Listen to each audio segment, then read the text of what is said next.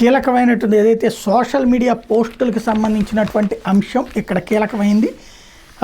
ఏదైతే పలువురిని అరెస్టులు, జైళ్ళు, అందరి మీద BNS 211 యాక్ట్ పెడుతున్నటువంటి నేపథ్యంలో ఇంతకుముందు అయితే సోషల్ మీడియా పోస్టులు 41A నోటీస్ ఇచ్చి పంపించేయమనేవాళ్ళు.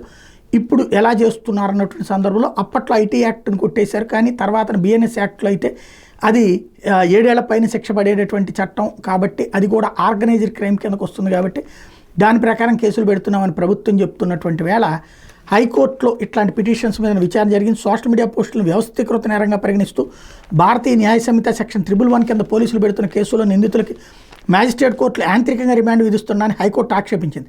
దర్యాప్తు అధికారి కోర్టుకు సమర్పించిన రిమాండ్ రిపోర్టులో నిందితుడు BNS సెక్షన్ 311 కింద నేరం చేశారెందుకు ఎలాంటి ఆధారాలను చూపకపోయినా మ్యాజిస్ట్రేట్ మాత్రం ఆ సెక్షన్ కింద నేరం చేశారెందుకు ఆధారాలు ఉన్నాయని రిమాండ్ ఉత్తర్వులు పేర్కొన్నారని న్యాయమూర్తులు జస్టిస్ రావు రఘునందనరావు, జస్టిస్ కుంచెం మహేశ్వరరావు ధర్మాసనం తెలిపింది.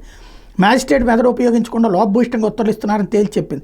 సోషల్ మీడియా పోస్టులకు సంబంధించి తన కుమారుడు వెంకటరమణారెడ్డి వినుకొండ కోర్టు విధించిన రిమాండ్ రద్దు చేసి అతను విడుదల చేసేలా ఆదేశాలు ఇవ్వాలంటూ పప్పుల చలమారెడ్డి దాఖలు చేసిన పిటిషన్ మీద జస్టిస్ రఘునందనరావు ధర్మాసనం ఇటీవల విచారణ జరిపి తీర్పు రిజర్వ్ చేసి ధర్మాసనం తీర్పు వెలువరించింది. ఈ తీర్పులో మ్యాజిస్ట్రేట్ కోర్టు తీర్పును తప్పుబట్టి వ్యక్తిపై సెక్షన్ 311 కింద కేసు పెట్టాలంటే అతని మీద గత 10 ఏళ్లలో ఒకటి కంటే ఎక్కువ ఛార్జ్షీట్ దాఖలై వాటిలో ఒక్కదాన్నైనా కోర్టు విచారణకు స్వీకరించి ఉండాలని ధర్మాసనం చెప్పింది. ప్రస్తుత కేసులో నిందితుడిపై గత 10 ఏళ్లలో కేసులు నమోదైనట్టు కానీ ఛార్జ్షీట్ని కోర్టు పరిగణలోకి తీసుకున్నట్టు కానీ దర్యాప్తు అధికారి రిమాండ్ రిపోర్ట్లో ప్రస్తావించలేదని, అలాగే BNS సెక్షన్ 47 కింద దర్యాప్తు అధికారి నిందితునికి ఇచ్చిన నోటీసులో అరెస్టు కారణాలు పేర్కొన్నట్టు మ్యాజిస్ట్రేట్ తన ఉత్తర్వులు తెలిపారని, వాస్తవానికి అరెస్టు కారణాలు దర్యాప్తు అధికారి పేర్కొనలేదని తెలిపింది.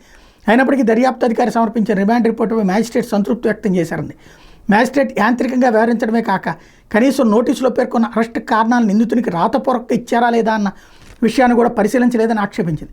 మ్యాజిస్ట్రేట్ రిమాండ్ ఉత్తర్వులో ఈ 2 లోపాల కారణంగా హెబియస్ కార్పస్ పిటిషన్ విచారణారవుతుందని హైకోర్టు స్పష్టం చేసింది. అయితే దర్యాప్తు అధికారి కోర్టుకు సమర్పించిన రిమాండ్ రిపోర్టులో మాత్రం నిందితుని అరెస్టుకు నిర్దిష్ట కారణాలు స్పష్టంగా పేర్కొన్నారని తెలిపింది. అందువల్ల ప్రస్తుత కేసులో నిందితుని అరెస్టును అక్రమంగా ప్రకటించలేమని, అందువల్ల అరెస్టును సవాల్ చేసి దాఖలు చేసిన పిటిషన్ కొట్టేస్తున్నట్టు తెలిపింది.